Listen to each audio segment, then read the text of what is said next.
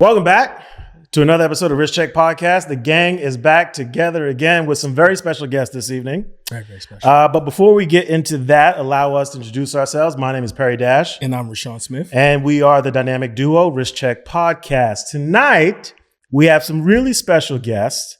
We have Mr. Joshua Blank and Emily Rosenberg. Hello. The founders and creators of Papar watches. Yes. Welcome. All right. All right. All the way from the Berkshires. Thrilled to be here. Yeah, thank you guys for joining us this evening. I can't wait to get into this story. I feel like this is like a love story / business story / everything else / and really excited. We've been going back and forth in email for a little bit. We've even had a really great conversation, not only about what you guys are building with Papar watches, but even family and things like that. So, but before we get into that, you've seen the show. You know how this goes. We have to have our honorary wrist check. Emily, you are somewhat new to the show. I am. I don't know if you happen to know. You happen to be sitting across from a man who never repeats a watch, who has on a new watch this evening. Yes. I see. Yes. Mr. Smith, what's on the wrist? Okay, so another very, very special timepiece, as they all are. This one has a very interesting story, and I'll dive into it as I introduce my new watch. Woo! JLC Vantage Reverso. Oh man, he's fancy. Yes. So this watch is very special to me because how I acquired it, it literally just fell into my lap. I'm laughing because I know the story. Yes. Yeah, that's pretty funny. Me and Perry always going back and forth and just like sharing information, and it felt like an alchemy moment, right? Sure. Where you can like literally materialize something and it just turns to gold. And so I wanted a Reverso for a very long time. I ended up meeting this collector, owner of a few watches, and he came to me and was like, man, I want to get rid of this watch. I like inherited it from my parents, and I just want to get rid of it. I was getting ready to send the specs to a good friend of ours, Eric Wynn. When I was getting to how much he wanted for it, he gave me a number and my jaw dropped to the floor. And I was like, you want what? How do you take payment? Zelle or Venmo? And like the deal was closed. I mean, when I seen this watch, I was just in awe. Funny enough, it's a women's watch, but it wears looks great. Really, really well. I feel like we're past the point of gendering watches. Exactly. Especially with a I brand agree. like JLC. Agreed. Yes. Like, Totally agree. Yes. yeah. So it's got a little extra sauce, right? It has the 8, right, for the Vantage V8 engine. And then when you flip to the other side, it has the shape of like a Aston Martin Vantage. And in the text, it says Vantage Reverso. Nice. So they did 2 versions. They did a men's version and a women's version, which happens to be this one, right? That's why I saw the 2 dial variations. Exactly. I was curious about that. Okay. Yeah. So small run. I don't have the watch, so it came naked, but it's from the original owner. The gentleman was like, yeah, my dad brought the car back in 2007 and the watch came With the car. But you could only get it if you bought the car. You know what? I think in the beginning, yes. And then I assume it probably went out to the public, but there aren't many examples of this out there. There isn't much information on it either. You can like Google, and I had to do like some really, really deep diving, but I mean, I'm absolutely pleased with it. I changed the strap from the original red to black. Wanted to make it a little bit more stealthy, and it just makes that red 8 pop. It's a good piece, my man. It's a good piece. What did your wife say when you brought that home? Well, first she was pissed because I said, hey, I got a new watch, and she was like, you got what? And I said, wait, hold on, but I got it for. Like, I got a deal. I got a deal, and she was like, okay, you know what? This is welcome in the home. Well, and it's technically a women's watch, right? Yes. So There we go. win-win. Here we go. Yeah, she's very fixed on Rolex. She's a Rolex girly, but. Maybe I think she'll come around. around. She'll come around. She'll throw it on her wrist and she'll be like, I'll take this weekend or something like that. It's nice. We're going to save our guest for last because they have something very special to share. Yes. Oldie but goodie. I think I've worn this on the show at least once. Yeah. Daniel Roth piece. This is the seconds on 6. It's a transitional model, 90s. I'm a 90s baby. And I was born in the 80s, but I'm a 90s baby. No, I love it. This was actually, it's funny because we were talking about off camera, our friend Adam Golden, who owns Menta Watches. And you weren't here. We had Jamal sitting in for you. Yes. And we were here with Adam. And I had just purchased a steel version of this watch, a later model. And I had relied on Adam for some information. I was hitting up a bunch of dealers trying to learn more about these watches, Daniel Roth in particular. And he brought me back all this amazing information. And he was like, hey, I also got this. Yeah. And he brought it on the set. And I was like, dude. I remember. And I was like, response. how much do you want for that? And he's like, the same price you paid for the one that's on your wrist. And I was like, why didn't you say anything? Yes. Literally before. He was like, oh, I forgot I had it. So we ended up working something out. Basically, he sold that watch for me. I took this one and then we called everything square. And shout out to Adam for helping making that happen. Yeah. I love it. I really, really love Daniel Roth's design language. The double ellipse case, I think, is gorgeous. It's unique. I love his interpretation of George Daniels. And then you kind of see some of what he did with Breguet during his time there in the 90s. And just one of those things that's like, the more you kind of learn about watches, fan of design, it just grows on you. And it's hard not to wear it. Josh and Emily. Okay, I just have to say, you Oh, did please. two things that really wooed me just there. Did I? One, you're born in the 80s, but you're a child of the 90s. Exactly. I'm fully stealing that. I'm saying. Forward. I'll give you credit. It's I promise. yours. Okay. Second, I love design language. Yes. And that coming up is just spectacular to hear. It is. Daniel Roth really does something for me that I think like something that I want from Cartier, but can't quite get. Yeah. And just his use of like blending like symmetry with like asymmetry. Like when you look at this, like you cut this down the middle and it's like it's perfect, but still how the seconds kind of like drops, almost like a teardrop at the bottom. Mm-hmm. It's just it's really awesome to look at. You know, for a time only piece that's not complicated, it's like to be able to kind of achieve that balance, I think is like really incredible. Yeah. It's really stunning. Yeah. Can I also go back to your watch really fast? I know we're supposed to talk about our watch. Please go. Okay. Please. I love that potentially, and we don't know for sure, right? But potentially this watch came with the car. Yes. And it's a woman's watch. Yes. Like Yeah. there's a really juicy message somewhere in there that's happening. Mm-hmm. And I love now, like, gender is outside of watches, right? And so it should be, yes. It should be, totally. Yep. Like ours is gender neutral, but like there's some interesting messaging going on there that I think what's really funny like. too, right, is that there's the idea that he might have kept the car and was like, let me get rid of this watch. Like, Yes. Yes. But then he might have sold the car down the line and someone with the car right now was like, I really wish I had that watch. Yes, right? Yeah. For sure. So you guys have something very, very special on the wrist. You guys are wearing your very own timepiece. So talk to me about what's on the wrist.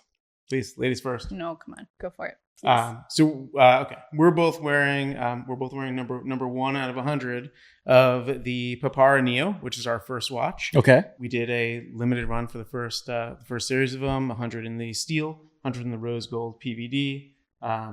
I can give you a quick rundown of the stats of the watch, but so 100 of them each, all sequentially numbered. They are 36 millimeter cases, 12 and can I see one? Thick. Yeah, 12 millimeters thick and 43 millimeters lug to lug. They're all 100 millimeters water resistant and life proof because as we were talking to Perry, we got young kids and so we can't. Oh, I know all about that. Yeah, the George Daniels is beautiful, but that doesn't fit with my lifestyle. Yeah. And so they are all our design. It's a brutalist inspired, but gender neutral sized case. And they feature our patent pending design on a functional sector dial. So what the watch is it's a GMT watch. Only instead of a 4th GMT hand, we have the inner ring of the sector dial broken down to 24 sectors instead of 12, all of which are laser cut out. With a GMT disc that rotates underneath the dial with a red triangle on it. On the steel, it's an orange triangle on the rose gold. You read the second time zone off of that. And while we were cutting things out, if you look at the logo of the brand, which is a crescent moon, kind of a smiley face crescent moon, that's also laser cut out. And there's a gradient color wheel underneath that. So the logo changes color throughout the course of the day Yes. to give you a visual representation of the time of day and your home time. Yes. So if you're traveling, just at a glance, you can see the time of day. In addition to seeing the time, Oh, it's awesome. So it's like Nice. your AM PM indicator. Yep. I think of it as like an AM PM indicator plus. Plus, because you're getting the gradient. You get the gradient, and That's it's also pretty like tight. when I'm traveling, and we're away from each other and the kids. Like it just gives you, to me, like, you know, people joke you don't need a watch, but it gives you that emotional connection to your loved ones when you're far away through that color change. It's also fun to see the logo change throughout the course of the day. Yeah, that's pretty nice. Nice. And it's called the Anillo. What does that mean? Anillo means ring in Spanish. Okay. Oh, I see. So we spend part of each year, not this year unfortunately, but the past 2 years, living down in Mexico with our family, and that's where the design for the Anillo came about. That's where the idea of Papar came out. Yeah, pass over. Yeah, do you want And to see the rose this gold? version that you're wearing is The rose gold PVD. it's the same. It's okay. So it's rose gold PVD. Yeah, with the sand and stone dial. Is what we call this one. Funny enough, we were talking off camera. That is my favorite configuration. So shout out to Emily because she Really definitely, nice. pushed that one forward. So Yeah, we have a little bit of a family competition. It's Oh, really? a little bit Mostly loving. Okay. mostly. So when the watch was first designed, Josh really leaned into the stainless steel, and he was like, "This is what the watch market wants." And I was like, "Okay, but I don't wear What do I know? stainless steel." Mm. So he made a one-off of Mhm. this, and I have been a creative director for the past 10 years, and my spidey sense immediately went off, and I was like, okay, I hear you, but Rose gold. this is Yes. a winner. yes, So we ended up doing a split run I of the love two. that. Yeah, it's awesome. I love the combination of colors too here on the dial. The color like choice was really, really nice. There's something about it that feels like Southwestern about this color scheme here. Hmm. That's really nice. We wanted to do something a little different with the colors, and this was actually inspired by Uh-huh. like way back in Thank the day, maybe 10 years ago or something like that. We went to Japan for like 2 weeks on vacation, and in Tokyo we went to this vintage watch shop that had this absolutely amazing vintage Patek from the 1950s or so, and Okay. it was rose gold. It was gorgeous. Yeah. Gorgeous, with a gray dial and a gray strap, and like Mhm. zero chance. Like it was probably really affordable by today's standards, but like no chance we could afford it. Yeah. And but it just stayed with both of us, and this idea of rose gold and gray, just like not something I think people combine a lot, but it just works. Yeah. Patek does it right. I mean, Yeah, they they've, really do. they've been known to do something right every once in a while. All right, you guys, let's talk about something every watch collector can relate to. When you're on the hunt for the piece, you slid into DMs, combed through the forums, maybe even hit up a friend of a friend, and still nothing. And that's where Bezel comes in. It's not just another marketplace. It's where tech meets tradition. Whether you're after a Rolex sub or independent grail, Bezel has tens of thousands of authenticated listings waiting for you. And if the watch isn't listed yet, no worries. Just add the model to your wish list and Bezel hits you with real-time notifications the moment something drops. And for those of you who don't have time to obsess over listings 24/7, Bezel's got a concierge team that can source the watch for you. They basically take all the stress out of the process so you can just enjoy the watch on your wrist. Plus for sellers, guaranteed sales in just a few days.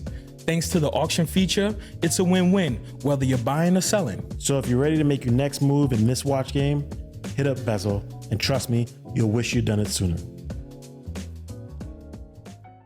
Both of you guys have careers, real jobs, outside of watches. Josh, you're a lawyer. Yeah. And you worked as a creative director. Yes, I just left Google. Oh, you just left. Oh, wow. Like 6 months ago. okay. Yeah. Congratulations. Thanks. Yeah. Yeah. So what inspired you all to take this jump and get into like making a watch? Like, It's a great question. and because We're gonna you're let you not just answer that business one. partners, you guys are married, you have a family, Yeah, we are family. right? And I think it's awesome to take your family and marry that with like a passion, but oftentimes people don't do that. They don't follow their passions. What led you guys to saying like, you know what, this is what we're going to do. We're going to make a watch. I'm still not sure that. Yeah. Obviously, Josh coerced you into it. Just like slowly enough. I'm like, yes, Yeah. we're going to do this. I would say that like the idea of starting a watch company didn't come about naturally. Like we didn't set out to start a watch company by any means. This whole thing was very iterative and like, I mean, so maybe I guess the short version is 2 years ago, we were living in Mexico and we were down there for 6 months and I was thinking about watches like I always do, as I'm sure you guys can relate. Oh yeah. And I started thinking about this idea of a GMT with a sub-dial disc. And like a few people have done them, but not any in a way that like I really loved. And I thought there was a fun opportunity. So I just started like messing around designing and then being inspired by brutalist architecture down in Mexico, designed this case and like felt like I was kind of onto something. And we talked about it. Rashawn was asking about that on our Instagram. One of the first photos is it, a round case. And that was a first prototype that this guy was a Seiko modder who I met on Instagram, made for us in a like off the shelf Grand Seiko style case. And from there, we kind of like looked at it and we're like, this is great, but like kind of want to see the full thing. And it went baby steps of like prototyping and figuring it out. But like huge amount of the credit goes to M for being open to this like absolutely insane idea, even though it like baby stepped out, because she definitely like, we identified a lot of goals of like having fun in life and having flexibility and freedom. And I don't know that either one of us envisioned that meant like starting a watch company. So yeah, I want to know, because like, so you present this idea. What's your initial reaction? Do you remember? Yeah, I remember being like, this is pretty amazing. Okay, awesome. Like I'm on board. We're like, I'm here for it. I think it took me a little while to like fully adapt, but now that we're on it, we're starting to have watch conversations before 8 a.m. Like normally, I love that. That's awesome. No, you're bringing up watch. I know. And that's on me. As opposed to me bringing it up and you being like, no. You gotta Kids are still 9. home. Get out. Yeah. No. The other day I was like, what if we did this? Yeah. Like, and that's the thing I sort of love about Papar, and that's the brand that you like. The nucleus of the brand is like, we don't want to step and repeat. We want to just pivot it a little bit, give something a little bit unexpected, and try to evolve beyond. Use what's out there, right? We don't need to reinvent the wheel, but how can we add a different perspective to it, even just a little bit? Interesting. That's what I was gonna tap into, because when you look at Papar's Instagram and you can see the early inceptions of the posts, right? It makes sense with your creative direction where you kind of see this build out, where you're able to see where it all started. You see kind of like you're sharing like your mood boards and kind of like the inspiration of those kind of things, which puts like a really cool creative packaging to where your consumer is actually able to grow as you guys grow as well. That's really nice. Which, a lot of brands, and we speak about it all the time, where brands kind of miss the mark in how they can communicate with their end consumer.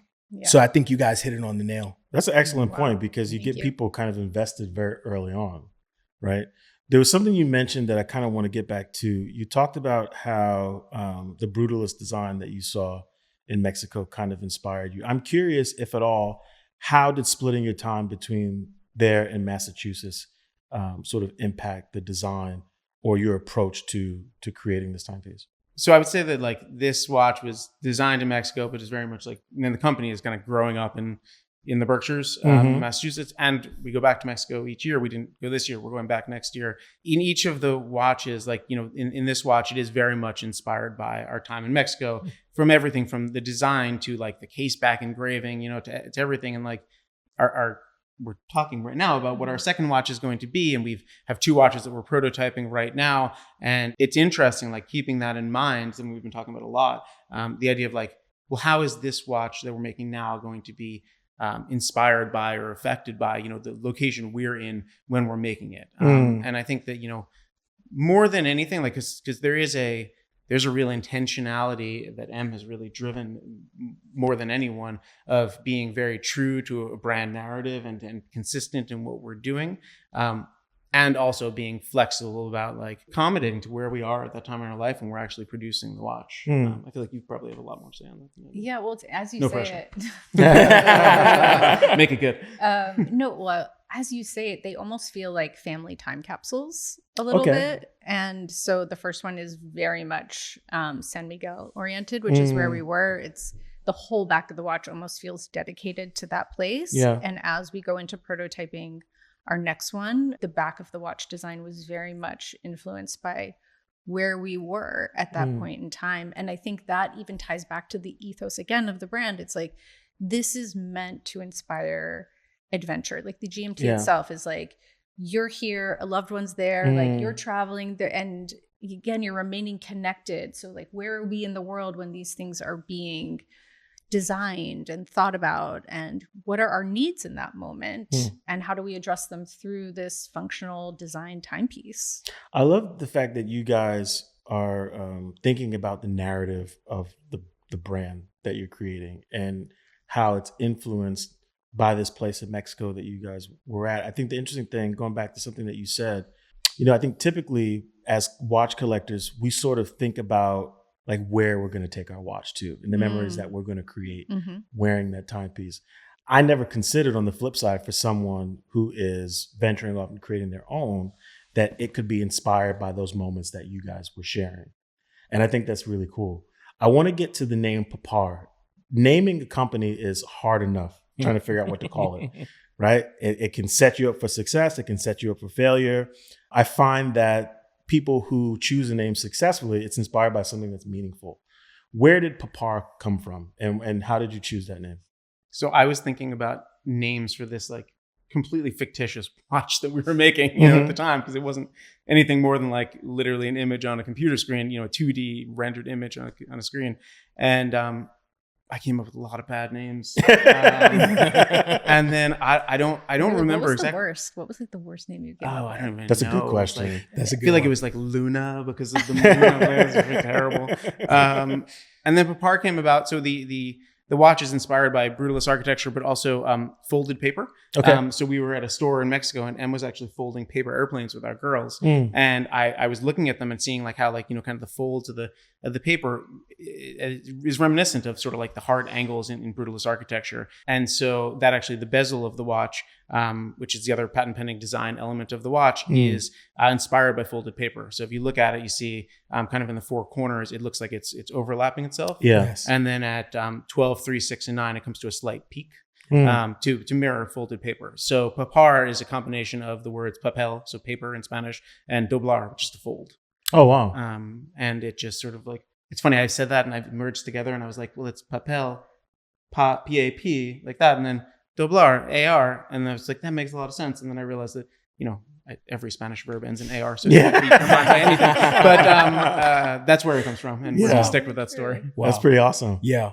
And so, in you explaining the inception of the brand, something that, I always like go back and forth when I'm speaking to watch collectors, right? Most of these guys couldn't tell you the true inspiration of their watches. And you'll see them kind of chasing a specific type of design language, something that is going to just like draw the dollars more than actually like true passion. And so what I appreciate about what you guys are sharing and definitely given to, the world of horology is the fact that you can actually recall what the mission is. It's very funny. You'll see, because it's easy for you to make like a GMT, right? And it can look and resemble, a two-tone bezel. You know what I mean? It's like the easiest thing in the world to do. And we bag on a couple brands that like do it and kind of chase like that. But you guys are able to introduce something new, fresh, different. I think it's a great point. The hardest thing is to redesign or rethink how to approach something that's already in use, right? And so you're taking different elements and combining them together, but then there's also the story about how like this is inspired by these moments that you and your family shared. I want to ask you a question. As a married couple, working together on a business, Yep. a creative business. Yes. What's it been like navigating? I love you. Oh, he's a smart man. Yes. Lead with that first. What's it been like navigating through this together? And I'm curious, have you guys learned anything new about one another? Strengths, interesting things, what have you? Oh, you should take this one first. Okay, I'll take this one. I think the key to success of Okay. working with your partner is staying in your lane. Like Wow. he has a lane, I have a lane, and sometimes They can bleed they over. can bleed over, sure, cross pollination, but like we really stay in our own spots. Like we own our expertise. And I think the other thing is there is no doubt between the two of us how much we trust each other. Awesome. And maybe that sounds super cheesy, but I really mean it. Like we genuinely trust each other. Yeah. That's what I think. How do you feel? No, you have to say something. I've said before, and I'll say again. She's very patient, and I'm very lucky. But honestly, like that's true, and I am really lucky. I mean, I'm not a designer. Like I came up with this idea. Like it kind of, it's not dumb luck, but it like worked out. You know. Yes. Yes. But the idea behind like building a cohesive brand and vision, like that's M. Like not everyone is lucky enough to be married to someone who's like, you know, has been a creative director at the highest levels of tech companies for 10 years and worked in the biggest magazines out there before that. And like, she has a tremendous amount of skill and understanding of like how to tell a story, build a brand, build a visual representation. And that's amazing. What's it been like for you to sort of to exercise those creative muscles that you're not used to having to do? For me? Yeah. I mean, because you're being creative, like coming up with the name, thinking of all these different concepts, bringing it together. Like you might not see it as like your forte or your strength, but like you're in it, dude. Oh like, no, you're doing it. I'm not trained. I'm not trained in it. Like I'm a creative person. I've started a previous company before this. Like I'm always coming to him being like, I have this crazy idea. I mean, he is literally the most creative person ever. Okay. Like truly, it's inside. Yeah. You know, and it's been amazing to watch Josh be a designer, right? Like I've worked with designers every day for an extremely long period of time. Yeah. And it's so amazing to also interact with him in that space and allow him that freedom and support to sort of allow this beautiful watch to come to fruition. Yeah. Right. Like, and to like watch your partner develop that. Like it's super badass. Thank you guys for the best couples therapy ever. We'll see you later. This has been great. Yes. I'll send you a bill. I'm gonna leave before I fuck something up here. Can I curse on this? Sorry. Please. Yes. All right, let's be real. Buying watches can be a little stressful. You're navigating through a sea of listings, wondering if that mint condition piece is really mint, hoping you're not about to drop some serious cash on something sketchy. Into Bezel. These guys built a platform where every watch goes through an authentication process. We're talking old school watchmakers who know their stuff, checking every detail. They even smell the papers. And no, I'm not kidding. And here's the kicker. Bezel isn't just for seasoned collectors. Whether you're spending $1,000 or $100,000, they've got a high-touch concierge service that will guide you through the entire process. You get a real human interaction, not some chatbot giving you the runaround. And if you're selling, their auction platform guarantees a sale in days, not months. So whether you're adding or offloading, Bezel makes sure it's smooth sailing. So next time you're eyeing that dream piece or looking to make room for a new one, check out Bezel. They've taken the hassle out of collecting so you can just enjoy the journey. Of course, you know, you guys are crazy enough to create a watch brand. Yes. Obviously, you guys had to be watch collectors before coming up with this crazy idea. Where did it start for you guys? You were definitely the watch collector.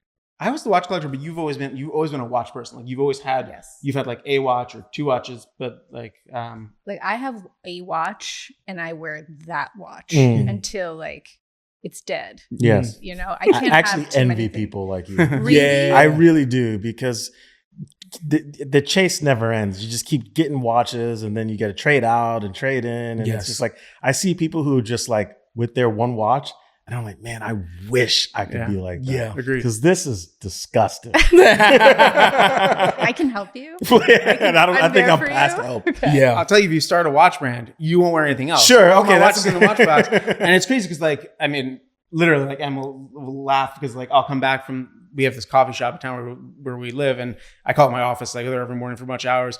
And I've come back and I'm like, hey, I sold a watch today, because I'm always wearing it. I can't ever imagine not wearing it, because not only because, you know, we made it, but also because, like, we're the representation Yeah, of the brand. you're your And the own number of salesperson. people I see, like I was sitting in a coffee shop and this guy at the table sitting next to me, like 60 years old, something like that. He's wearing a platinum Daytona. And I was like, okay, you don't wear a platinum Daytona unless you are like really rich, a watch guy, or both. Yes. And so of course, like I'll talk to this microphone if you guys left. Like I can talk to anyone. And so I was, excuse me, your watch guy. And I said, like, local watch brand and stuff like that. And he ended up buying one. That's awesome. He bought the rose gold one, but no one's perfect. Yeah. And so, it's funny because I was a watch collector. I love watches. I love the watches I have. Every once in a while, I'll like take out one of my watches that I truly love, put it on, wear it around the house. And then like the other day we were going to her birthday party last weekend and I turned 21. I took out, Can you guys believe it? 21. Happy birthday. Thank you. Yes. I took out a really special watch. I have a Rolex Day-Date that my folks in M bought for me as my 40th birthday present. Oh, it's awesome. And I love it. It's from 1969. It's like a beautiful with the silver dial. It's amazing. And I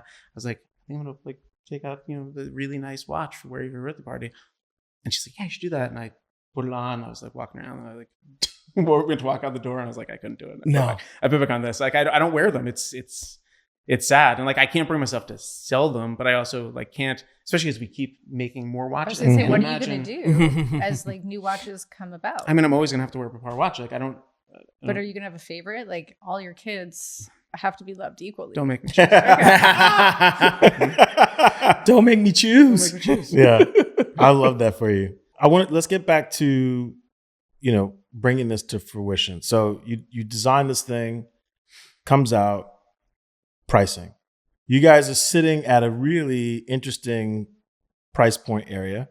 The just sub $1,000, Yep. right, for a micro brand, which is incredibly competitive. Yep. What do you find has been the biggest sort of impact on the success that you're experiencing with selling these watches? Press has been hugely Mhm. important for us. I mean, we're small. We made 200 watches, and it's the two of us. So every time there's a sale, it's like it's a cause for celebration. For Our sure, assholes, yeah. it's exciting. And so sometimes, like an article will come out. Like the Fratello review came out Shout out to two Fratello. weeks yeah. ago. Shout out to Fratello. Those guys are amazing, Yes. and that drove like a whole bunch of sales. And that's awesome. Mm. And now we're here talking to you guys, and hopefully this will drive more sales than that, and we can have a little competition between you guys. Yeah. But each time a piece comes out, it's funny. It's like I keep saying about this. Like I can speak for myself personally. I think you agree. Like it is so humbling to have these like you guys inviting us on, or the Blog to Watch or Fratello, whoever it is, like reviewing our watches and saying these amazing things about the watch. It's like it's incredible. And like these meeting people who like I've known who you guys are for a long time, and like so I'm sitting down talking to you. Like it's a wild experience. Yeah. And so we're trying to like hold on to that. Sure. But each time we get the opportunity to meet with someone or share our watches with them, it not only drives sales and drives engagement and followers and things like that, but it just means a lot to us. It's like it's still so fun. It's so new and exciting. I think the cool thing there is, I think oftentimes they have like all these different pools of like watch people, right? Mm-hmm. And there's a great many people who just kind of collect, and they collect in their silo. And then occasionally something happens and these people find the community and they realize that there's a bunch of crazy motherfuckers out there about watches, right? And so it sounds to me like through creating your own brand, you started to meet some of these crazy individuals.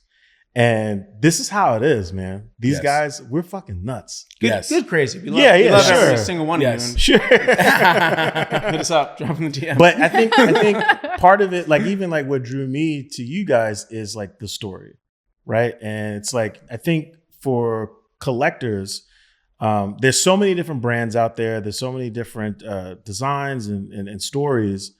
But I think the idea of a family-owned business is something that resonates with a lot of people, particularly in our community, because historically, a lot of these brands started that way. And you don't see a lot of that anymore. Like they're started by other bigger companies, smaller companies, just a group of friends. And so I think it's interesting to see in the micro brand space, a family-owned and operated watch company. Right? Like, it's kind of rad. And then on top of that, you guys are parents, right? You have two beautiful young daughters. What do they think about this that you guys do? Do you think you're nuts, or they're like, No, they're super they're into into it? it. Our 8-year-old designed her own watch. Oh, wow. With Josh. That's with with all of us. That's amazing. Yeah. Yes. It's a cool, like, I hope we get to produce this watch one day That'd be because amazing. I like it so much. Yeah. And she has the She one might of a kind. she might launch the kids line at Papar. Paparita is our Paparita, I love it. Oh, our wow. kids, kids line. Yeah. I love that. We need to figure. It's already out, trademarked, right? Well, absolutely. Okay, good. There I you have to go. bleep it out. And we need to, it's one of the things we're talking about is figuring out how to make that a reality because it's very fun. Yeah. Yes. I think even though, But they love it. since we're talking about kids, like, and maybe this is into the weeds, but like, even just showing them how to design something that they use in their everyday life that you like, we're working on every day and now they can be part of. I mean, that's how kids like grow to learn things, right? 100%. So it feels And like a even gift. like, I think about like what else they're learning. Like, I think like sometimes I've even like can take it for granted, but you sit and think about it. Like, you have an idea, you work at it, you make something, and then people want it. It's like the strangest thing. It is so bizarre. It is. Yes. Yeah. It is. And then for your children to see that, it kind of like, it's one thing to tell your kid, like, you can do anything you want to do. Yes. But then to actually like put that into practice and show them. Yes. And now they can put that on their wrist. Yeah. Yes. That's awesome. Yeah. And show Noah, our older daughter, that we wanted her to see that, like, if she has an idea, we will support her. And we're two people who support one another. No matter how fucking crazy the idea would be. Like, Yes. we didn't know how to start. We didn't know how to get a watch made. Like, you kidding? Yeah. Like, Yeah. you know, it is truly a family business. Yeah. To piggyback on what Perry was referring to a little bit earlier about like community. Yeah. And kind of bridging that gap and what I was referring to in terms of being able to speak to your core audience. Have you guys kind of reached out to any kind of community groups or any other like watch community organizations to maybe see if there's like a way to cast like a further net? Is that something that's come to mind? Yeah. I mean, I've messaged a lot of people. I've been fortunate to talk to a lot of people.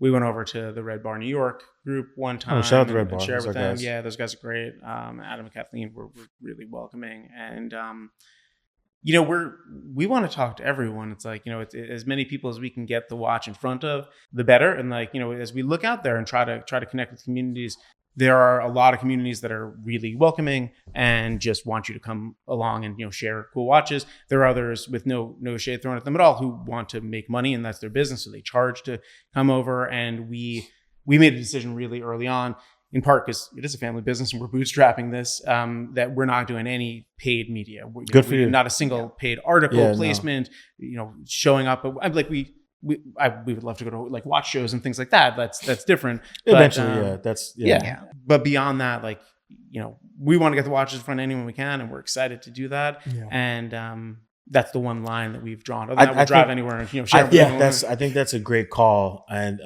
I know, I think in any business, particularly when you make a product, there's always the temptation to kind of pay to play. Yeah. But I think it's the right call because you always, there's no illusion, Yes. right? What's real, Yes. right? And so when people want to write about it, it's resonating. Yes. You can very easily have honest conversations with them, what you Yes. enjoy, what you don't enjoy. You're getting like really valuable information. And then on top of that, if they want to push it and it resonates with their audience, it's all real. Yes. Organic is the best way. It is underrated. It is the best way to scale your business. Yeah. It might not be the fastest, right? But if you are, industrious enough, you can kind of figure it out and take your time. There's so many more rewards. I want to ask you, what's been one of the biggest challenges with launching Papar? It's a really good question. Can I go back to what you were saying really quickly Please. and then go on? I love what you're saying about almost being legitimate, right? Like, Yes. And not that there's like, if you want to pay to play and that's your brand strategy, right on. I'm not here to get down on that. But I think for us, because it's so small and we want it to be an honest feedback, right? Yeah. Like if there's a risk in that, but yeah. there is a risk, but Yeah. like I'd personally rather know, like, if this is terrible, okay, like maybe we need to work on it or maybe we drop it, whatever it is. Like, I'd rather be delivering the truth and having that be part of our core brand narrative as well. Like, we're giving you something that we really believe in and hope the market responds to. And you build real clients and fans that way. Yes. Yeah. People And who our will stick with you community. long term. Right. That's right. And that's what we want. We want to build that community. Like you asked about core demographic. I don't think we know our core demographic quite yet. I mean, we're still pretty new. And the watch community is so widespread, right? There's a lot of different opinions. There's a lot of different people. So how do you find where you fit? And we're not exactly sure, which is why we keep thinking about, okay, so we did this. Where do we go? What does the watch world need? What would make conversation? What would be exciting? And what do we like? Like, what do we want to make? You know, what's fun for us? Yes. It's a huge part of it. Yeah. Okay, so for challenges, Yeah. I think the greatest practical challenge was figuring out how the hell you make a watch. Yeah. We decided we were going to do that. So what was that process like actually for you? It was Because you you designed it in CAD?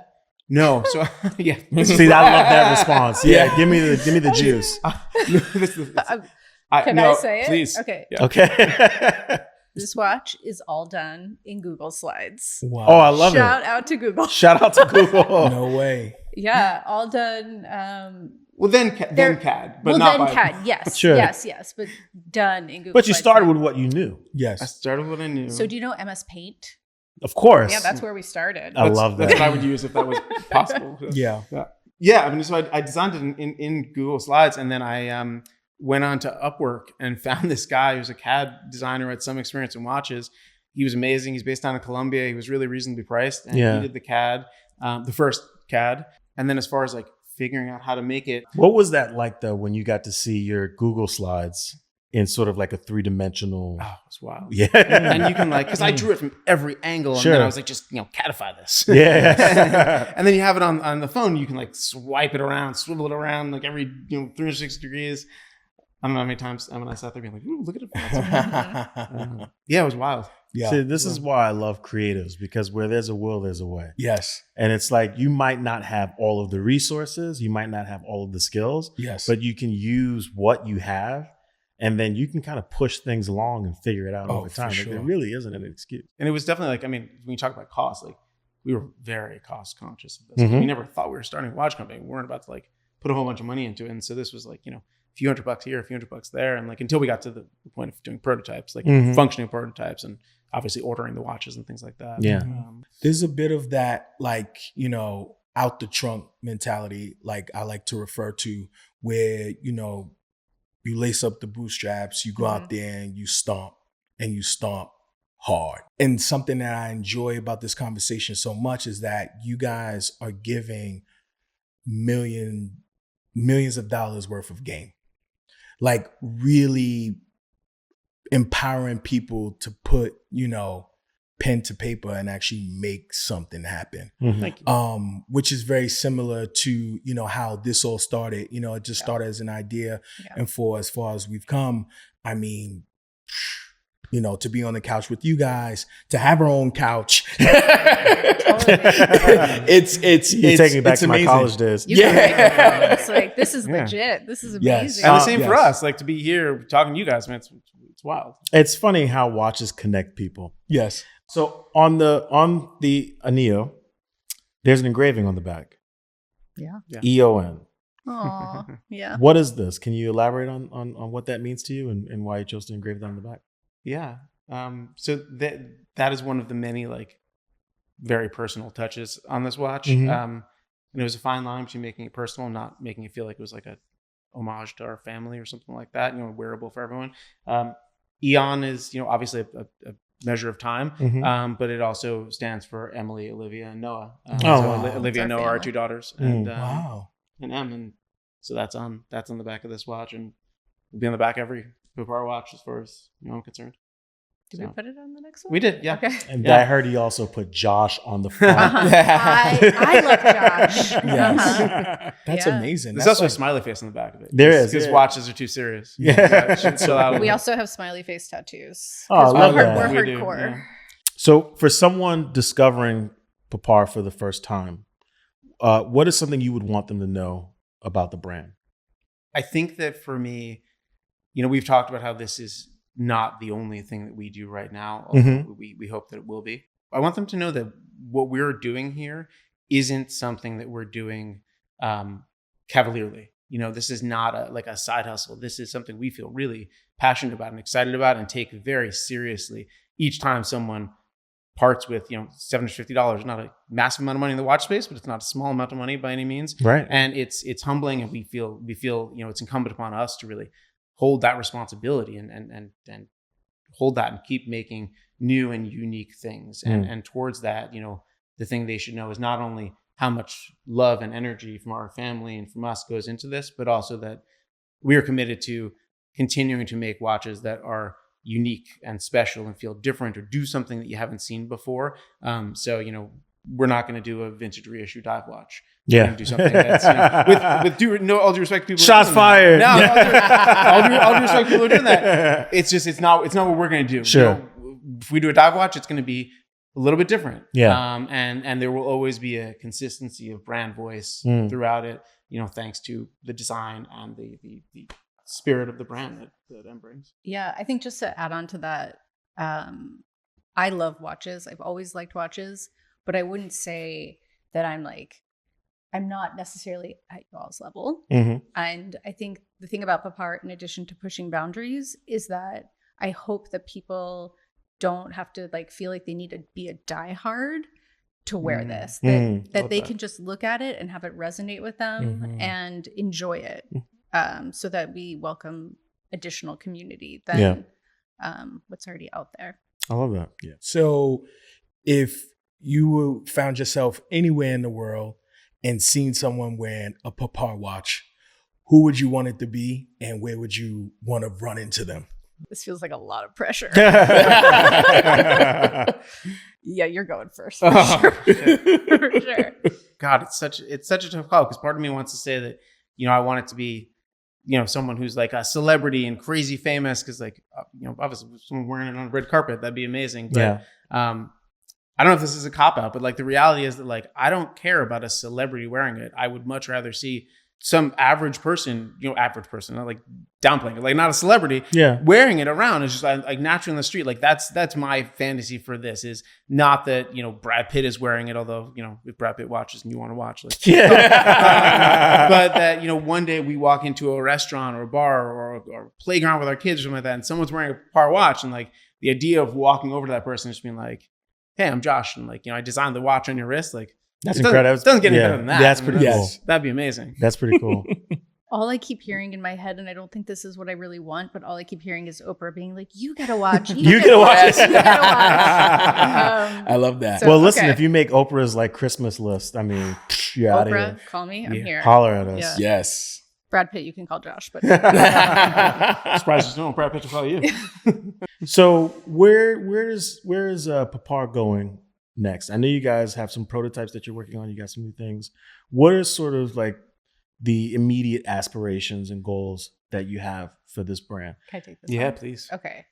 So this is a great question. Thank you for asking this, because we feel really lucky that the Anillo has been so well received, right? And Josh mentioned that we're prototyping 2 different watches to be the potential follow-up, right? Yeah. And when we made the Anillo, he had the design for the second watch, one of the ones that we're prototyping, and I was like, that's it. Yeah. That's the next watch. I can feel it. I have that spidey sense. I can feel it. That's where we're going. Yeah. And now, as we're prototyping these 2, it feels a little bit like I don't want to make a mistake, right? I really want to present something that I'm so excited about both of them, but I had my heart set on this one, originally. And so, but the other one potentially aligns better with the brand. So there is this sort of moment in time that that sophomore follow-up that people talk about. Oh yeah. Right. And that it's complicated to decide between 2 pieces, one where you were sure of it, right? And then you have this other one that sort of came later down the road. And I know I'm being vague and I don't mean to be, but just, it's an interesting place to be in. No, I think I understand, because it's with your first product, it's your presentation to the world, right? You're presenting the brand, who you are as the creators. And so you start to kind of build this foundation of what and who Papar is. Yeah. But as a creative, you want to keep pushing. Yes. And how do you balance pushing with the identity that you've established? Yes. That's a really complicated space to be in. It's difficult. Yeah. And you just layer on top of that, like, we're not made of money, you know? And so, like, you know, in theory, could we do both? Sure, I guess, you know, but like, then are we doing 100 of one, 100 of the other versus doing, you know, multiple colorways, which has been a fun thing to do. And there's so many elements that come into it. And I think they're both very much in line with the ethos of the brand. But they are, and I think we talked about it, we can say, like, you know, so one of them is a field watch. Okay. So it's another 36 millimeter watch, but it's a 3-hand watch. Yes. With some fun extra secret sauce in there too. Okay. Like the Anillo has, and not just sort of like a straight up watch. And the other is a dive watch at 40 millimeters that again also has something unique that also I don't think anyone's done before. So like in every instance, you know, the idea is they're really fun, they're really cool. We want to do both of them, but it's figuring out what makes sense, the brand, what makes sense financially. Yeah. So how do you navigate that space? Do you have friends, colleagues in the business that you talk to and kind of consult with and get like feedback? We're hoping you guys would help us. Sure. You are those friends. I would be happy to give you my honest and unfiltered opinion. That would be great. 100%. You can count on me. Okay. Yes. Yeah. We don't have a like, I mean, friends, like I would say as far as friends in the industry, like we didn't come into this knowing people, and like I think we both say like shocked at how unbelievably friendly everyone is in the watch industry, at least outwardly. But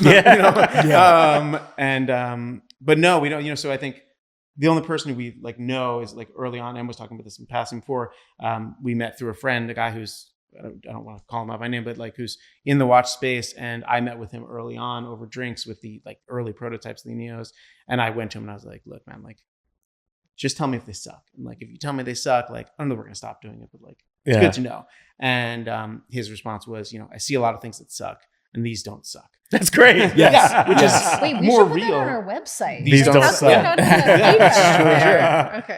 And like in some ways, like that's amazing. Like, you know, that's an amazing piece of feedback because it's so unvarnished. How relieved were you when he? So relieved. Another round. Let's go. Yes. Love that. Listen, I want to say thank you guys for showing up tonight and hanging out with us. This has been a lot of fun. I can't wait to see how this continues to evolve. Thank you. I think you got an incredible story. I think you have a really awesome product. I really have to commend you just as a fellow creative for taking the chance to step out there and put yourself out there and actually execute. You know, this is something that I think many of us who are in these creative spaces, like, you can't take this for granted. It's a major accomplishment to bring something from the, you know, immaterial world and here, like, and now people are buying it and putting it on their wrist. I really, really hope that you pat yourself on the shoulder for that and commend yourself, because that is like, I concur. That's amazing. Yes. You know, that it's actually really resonating with the community. I can't wait to see the next piece. I know you hope you have some pictures or share. Yes. Okay, Yes. awesome. We'll So show you off camera. We'll get into Love that. to see that off camera. Yeah. And then once that's delivered, we'll have to have you guys come back on the show and, That would be great. and we'll We do would love part 2. Yes. For those watching and listening, you know where to find us, richcheckpod.com, superniche.com. It's been another special episode with the dynamic duo. You can find us on Instagram, Spotify, YouTube, and we got some really big news coming soon. You might catch us somewhere else. I don't know, but Don't hurt him. maybe we'll get a new studio along with that news. I don't know. But we'll see you next week. Thank you Deuces. for having us. Of course.